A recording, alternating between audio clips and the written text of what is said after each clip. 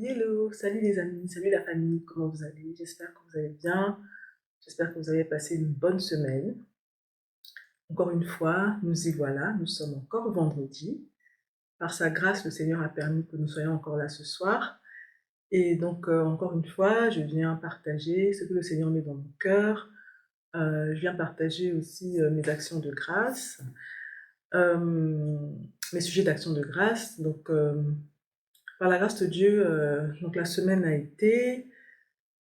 Et peut-être que j'aimerais commencer par partager un verset que j'ai médité cette semaine. Cette semaine a été un peu...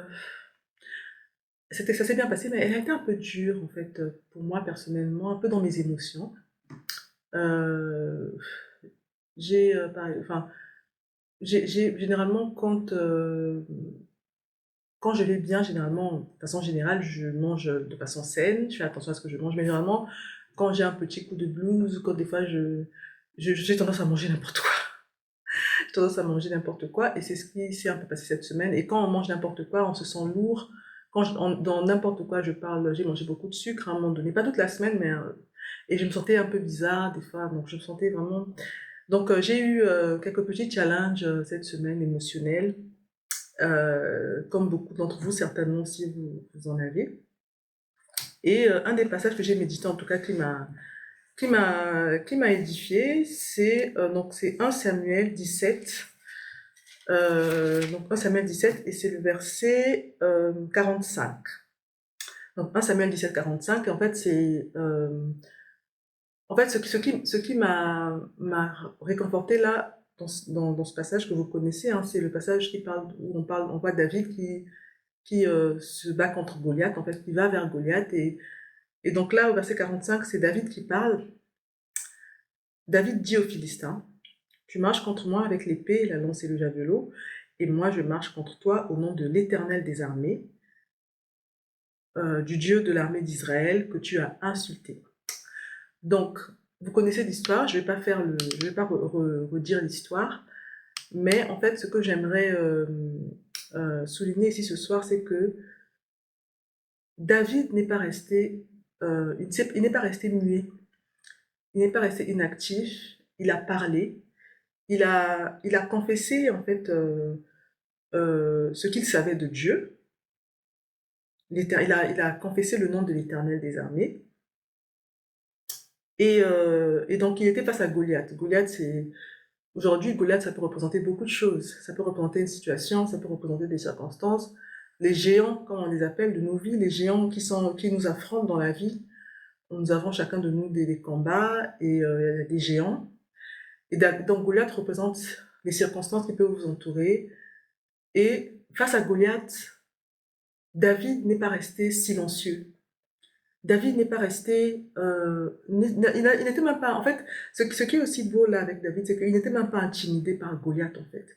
Parce qu'il connaissait tellement son Dieu, il connaissait tellement le Dieu, comme il dit, le Dieu qui m'a délivré. Parce que au verset, voilà, puis au verset 37, donc 1 Samuel 17, 37, il dit, donc c'est avant ça, il dit: l'Éternel qui m'a délivré de la griffe du lion et de la patte de l'ours me délivrera aussi de la main de ce Philistin. Donc il se rappelle de ses victoires passées.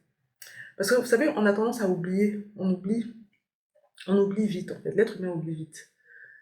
Et c'est important de se rappeler ce que Dieu a fait dans le passé, parce que c'est sur ça qu'on s'appuie pour parfois affronter les défis de demain. Donc, ce passage m'a réconforté dans le sens où j'ai vu David, qui était lui aussi dans une situation, il était lui aussi face à un géant, il était face à Goliath, qui d'ailleurs le menaçait. Goliath le menaçait de mort. Imaginez quelqu'un qui vous menace de mort. Et là, on voit l'attitude de David, on voit ce qu'il a fait. Il s'est recentré sur son Dieu, en fait. Il n'a même pas regardé à lui-même, à ses propres forces, parce que s'il avait regardé à ses propres forces, je crois qu'il n'allait même pas aller vers Goliath, parce que avec quelle force il allait se battre contre Goliath. Mais il s'est vraiment appuyé sur l'Éternel des armées, il s'est appuyé sur ce que Dieu avait fait avec lui dans le passé, il s'est appuyé sur la force que Dieu lui donnait, la force que Dieu avait mise en lui, et il a affronté Goliath avec ça. Et donc, en fait, ce passage m'a juste rappelé, en fait, que lorsque je passe par des moments difficiles, je peux je peux me recentrer sur Dieu. Je peux me recentrer sur Dieu.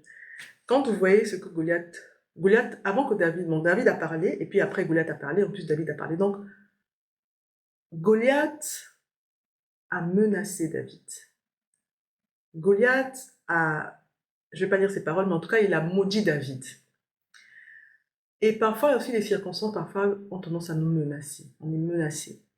Vous êtes menacé dans votre santé, vous êtes menacé dans votre maison, vous êtes menacé dans votre... Et c'est parfois quelque chose, hein. Faut pas... Mais je pense que David n'avait pas peur de Goliath, parce que David connaissait Dieu. Il connaissait qui était Dieu. Il avait passé du temps avec Dieu. Il avait tellement la conscience de qui Dieu est, qu'il n'a pas été terrassé par Goliath, il n'a pas été tétanisé par Goliath, il n'a pas été paralysé par Goliath, mais il a agi. Donc moi, je vais vous inviter à agir en fait. Ne restez pas, quand vous passez par des temps difficiles, ne restez pas sans rien faire. Le premier conseil en tout cas, c'est de se recentrer sur le Seigneur. Prenez un temps calme, vous lisez, vous priez. Je sais que c'est facile à dire, mais c'est vraiment important. Et en parlant de se recentrer sur le Seigneur, donc cette semaine, on a été à l'église.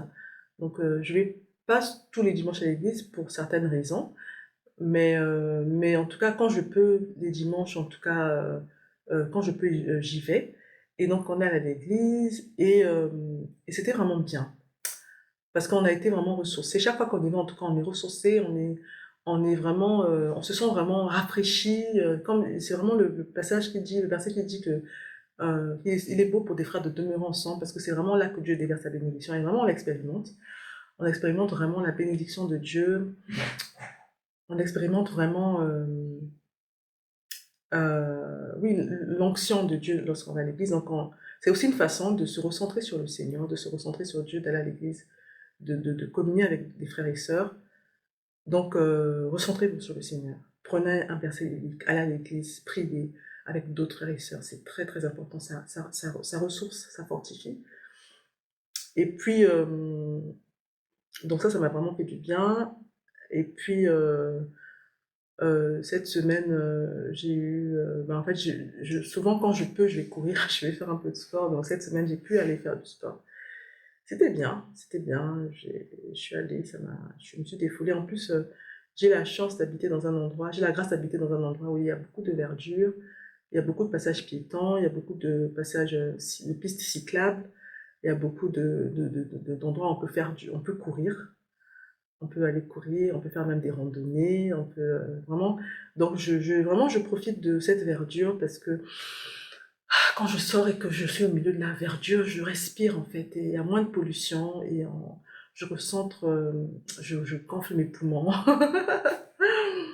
Et ça fait vraiment du bien, vraiment de respirer l'air frais.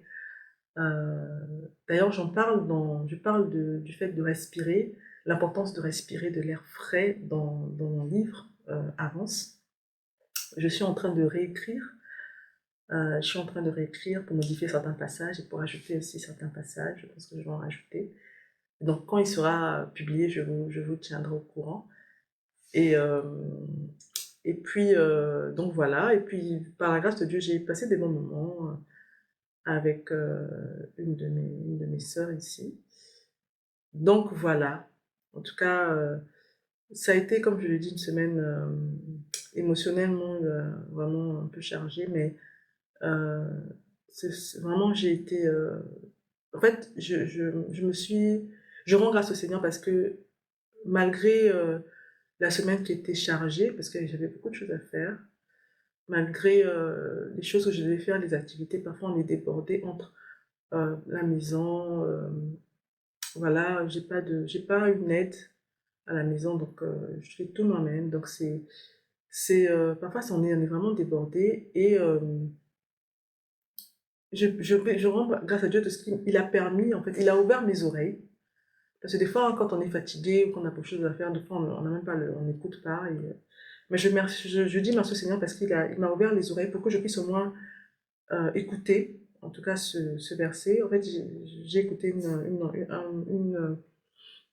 une exhortation, c'était une sœur. J'avais d'abord lu ça un soir, j'avais dans mon cœur de lire l'histoire de David. Et ensuite, j'ai dans la semaine écouté une sœur qui partageait sur ce verset que j'avais lu déjà. Donc c'est là que j'ai compris vraiment que le Seigneur me donnait un message et donc voilà ce que je souhaitais vraiment partager. Donc j'espère que ça vous a béni et encore une fois je vous dis à un prochain partage et vraiment je vous souhaite une bonne semaine. Euh, je vous souhaite beaucoup de courage mais Dieu est là, vraiment Dieu est là, il est avec nous. À très bientôt.